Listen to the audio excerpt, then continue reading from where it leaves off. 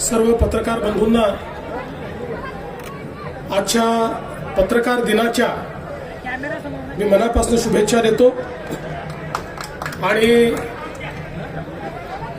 जळगावमध्ये महानगरपालिकेच्या निवडणुकीच्या निमित्ताने भारतीय जनता पार्टी शिवसेना महायुती ही पुन्हा एकदा सोनम हात खाली कर जास्त शहराच्या विकासाकरता मैदानात उतरलेली आहे। सोनम हात खाली कर 5 वर्ष आम्हाला या शहराची सत्ता हातामध्ये देण्यात आली। त्या काळामध्ये मोठ्या प्रमाणात आपण विकासाची कामं केली आणि विशेषतः कमी कालावधी मिळाला तरी देखील चांगल्या पद्धतीनं शहरामध्ये अनेक प्रकल्प आपण सुरू केले। विशेषतः आपण रस्त्यांचा प्रकल्प असेल, पाणी पुरवठा योजना असेल, मलनिस्सारणाचे प्रकल्प असतील, या सगळ्या प्रकल्पांना चालना दिली। पाणी पुरवठ्याची 253 कोटी रुपयाची योजना आपण या ठिकाणी मंजूर केली। मलनिस्सारणाचा 201 कोटी रुपयाचा प्रकल्प आपण मंजूर केला। यामध्ये केवळ हे कागदावर नाही तर पुन्हा सरकार आल्यानंतर मोठ्या प्रमाणात आपण या ठिकाणी काम केलंय। 179 कोटी रुपयाची पिण्याच्या पाण्याच्या कामाची पाणी पुरवठ्याची वर्क ऑर्डर आपण नोव्हेंबरमध्ये दिली। मलनिस्सारणाची हरिविठ्ठल नाला इथे 293 कोटीची वर्क ऑर्डर देखील आपण नोव्हेंबरमध्ये दिलेली आहे। मलनिस्सारणाची पिंपराळा आणि खेडी नाला इथे 383 कोटी रुपयाची वर्क ऑर्डर आपण दिली आहे।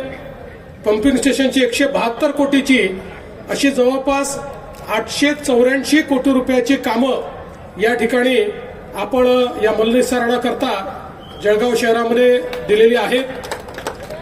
त्यासोबत आपण PM ई बस स्टेशन याचं 18 कोटी रुपये दिले आहेत। घनकचरा व्यवस्थापनाकरता 16.78 कोटी रुपये दिले आहेत। नगरोत्थानमधनं रस्त्यांकरता 38 कोटी रुपये दिले आहेत। उद्यान सुशोभीकरणाकरता 5 कोटी दिले आहेत। स्टेट कॅन्सर सर्किटच्या अंतर्गत L3 सुविधामध्ये आपण 50 खाटाचं कॅन्सर रुग्णालय या ठिकाणी तयार करतो आहोत। सिमेंट कॉन्क्रीटचे रस्ते आपण तयार केले आहेत। आता त्याचा दुसरा टप्पा देखील आपण त्या ठिकाणी देणार आहोत आणि म्हणूनच मी असं म्हणेन की 2014 नंतर माननीय मोदीजींनी शहर विकासाकरता ज्या योजना उभ्या केल्या, स्मार्ट सिटीची, अमृत शहरांची, स्वच्छ भारत शहरी मिशन, प्रधानमंत्री आवास योजना शहरी मिशन, या सगळ्या योजनांमुळे मोठ्या प्रमाणात या ठिकाणी निधीची उपलब्धता झाली।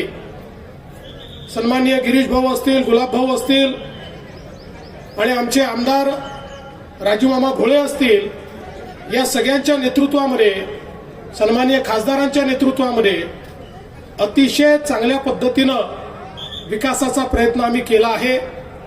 आपण बघा, 2014 पूर्वी 800,000 कोटी रुपयाचे आम्ही प्रकल्प घेतले।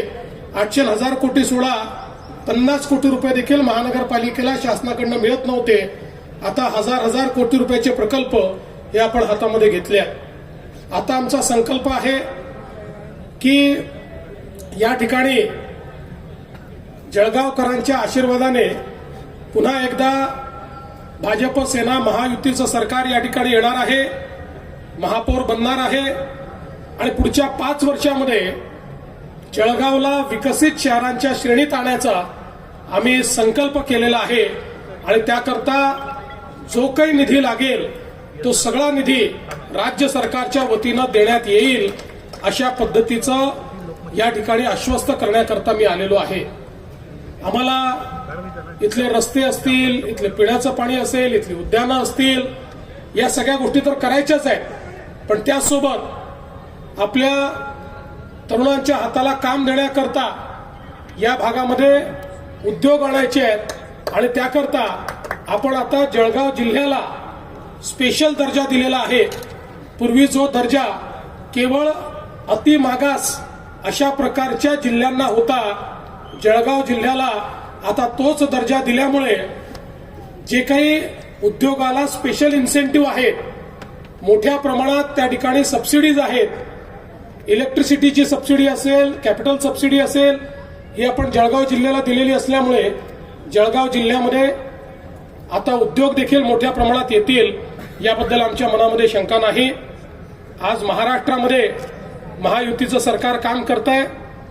या सरकारवर विश्वास ठेवत नगरपालिकेच्या निवडणुकीमध्ये 75% नगरपालिका या महायुतीच्या हातात आल्या आहेत.